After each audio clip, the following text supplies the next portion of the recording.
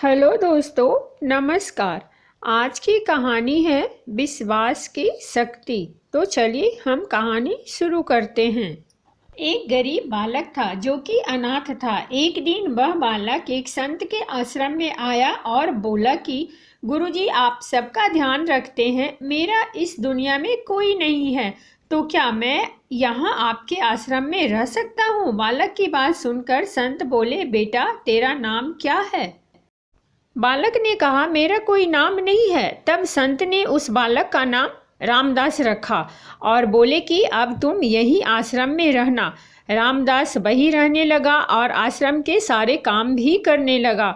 उन संत की आयु 80 वर्ष की हो चुकी थी। एक दिन वह अपने शिष्यों से बोले कि मुझे तीर्थ यात्रा पर जाना है। तुम में से कौन कौन मेरे साथ चलेगा और कौन कौन आश्रम में रुकेगा?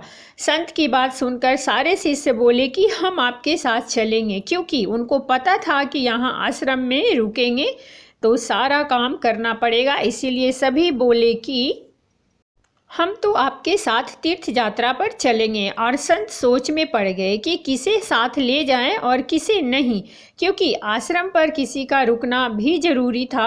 बालक रामदास संत के पास आया और बोला, गुरुजी, अगर आपको ठीक लगे तो मैं यहीं आश्रम पर रुक जाता हूँ। संत ने कहा, ठीक है, पर तुझे यहाँ काम करना पड़ेगा। आश्रम की साफ सफाई में भले ही कमी रह जाए, लेकिन प्रभु राम जी की सेवा में कोई कमी मत रखना। रामदास ने संत से कहा कि गुरुजी, मुझे तो प्रभु राम जी की सेवा करनी नहीं आती। आप बता दीजिए कि प्रभु राम जी की सेवा कैसे करनी है, फिर मैं कर दूंगा। संत रामदास को अपने साथ मंदिर में ले गए। वहां उस मंदिर में राम दरबार की झांकी थी। प्रभु श्री राम जी, सीता जी, लक्ष्मण जी और हनुमान जी थे। संत ने बालक रामदास को प्रभु श्री राम जी की सेवा कैसे करनी है यह सब सिखा दिया। रामदास ने गुरुजी से कहा कि गुरुजी, मेरा इनसे रिश्ता क्या होगा? मुझे यह भी बता दो, क्योंकि अगर इसका पता चल जाए तो सेवा करने में आनंद आएगा।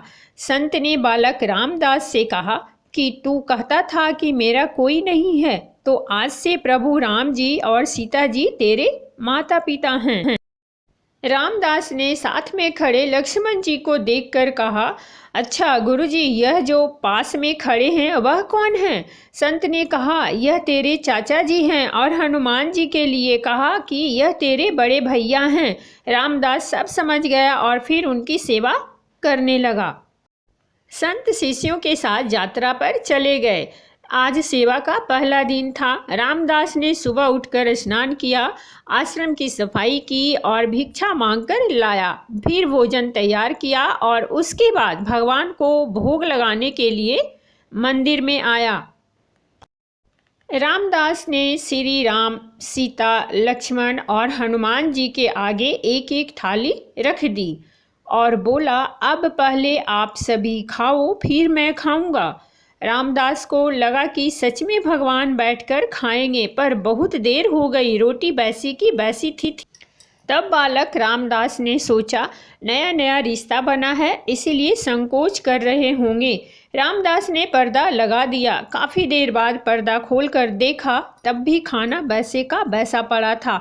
अब तो रामदास रोने लगा। उसे लगा कि मुझसे सेवा में कोई गलती हो गई है, इसलिए सभी खाना नहीं खा रहे हैं। उसने निश्चय किया कि जब तक सभी खाना नहीं खाएंगे तब तक मैं भी नहीं खाऊंगा।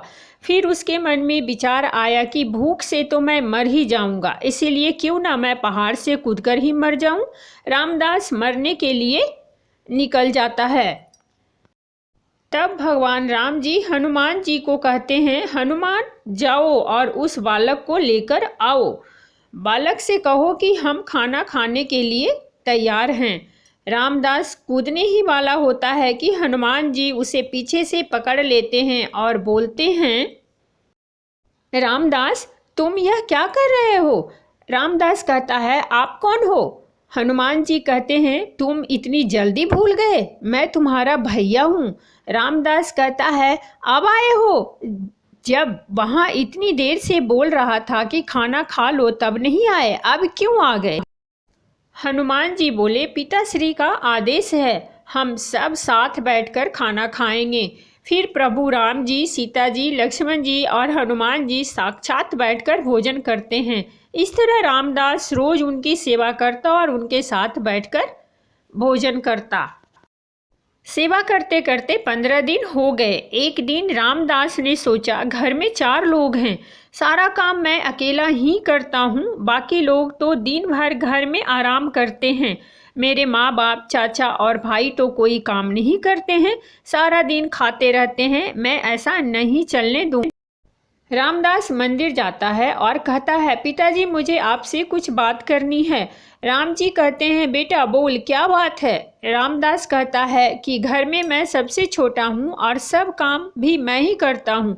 अब से मैं अकेले काम नहीं करूँगा, आप सबको भी काम करना पड़ेगा। आप तो बस सारा दिन खाते रहते हो और मैं काम करता रहता हूँ।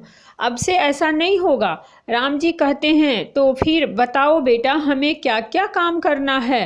रामदास ने कहा, अब से माता जी रसोई का काम करेंगी, चाचा जी आप आश्रम की सफाई करेंगे, भैया जी शरीर से मजबूत हैं, वह जंगल से जाकर लकड़ियाँ लाएंगे, पिताजी आप बाजार से राशन लाएंगे और घर पर बैठकर पत्तल बनाएंगे।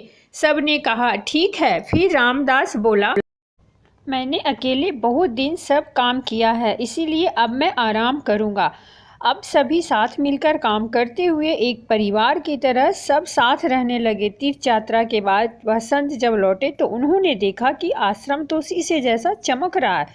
वह बहुत प्रसन्न हुए, मंदिर में गए और देखा कि मंदिर से प्रतिमाएं गायब हैं। संत ने सोचा, कहीं रामदास ने प्रतिमाएं बेच तो नहीं दी। संत ने रामदास को बुलाया और पूछा, भगवान कहाँ गए। रामदास भी अकड़कर बोला कि मुझे क्या पता, हनुमान भैया जंगल से लकड़ी लाने गए होंगे, लखन चाचा साफ सफाई कर रहे होंगे, पिताजी राम पत्तल बना रहे होंगे और माता सीता रसोई में काम कर रही होंगी। संत बोले, रामदास तुम यह क्या बोल रहे हो। रामदास ने कहा, गुरुजी मैं सच बोल रहा हूँ, जब से आप गए हैं यह चारों काम में लगे हुए हैं। संत भागकर रसोई में गए, सिर्फ एक झलक देखी कि माता सीता जी भोजन बना रही हैं और प्रभु राम जी पत्तल बना रहे हैं।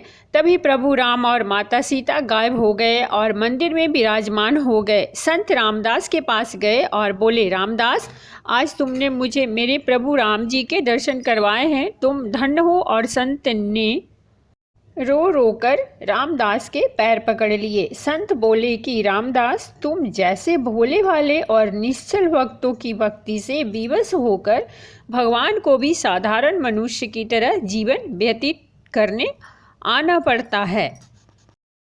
तो दोस्तों आज की कहानी कैसी लगी आप हमें हमारे कमेंट्स बॉक्स में लिखकर ज़रूर बताएं। कहानी अच्छी लगी हो तो वीडियो को लाइक, शेयर और हमारे चैनल को सब्सक्राइब जरूर कीजिए। मिलते हैं अगली वीडियो में दूसरी कहानी के साथ, तब तक के लिए धन्यवाद।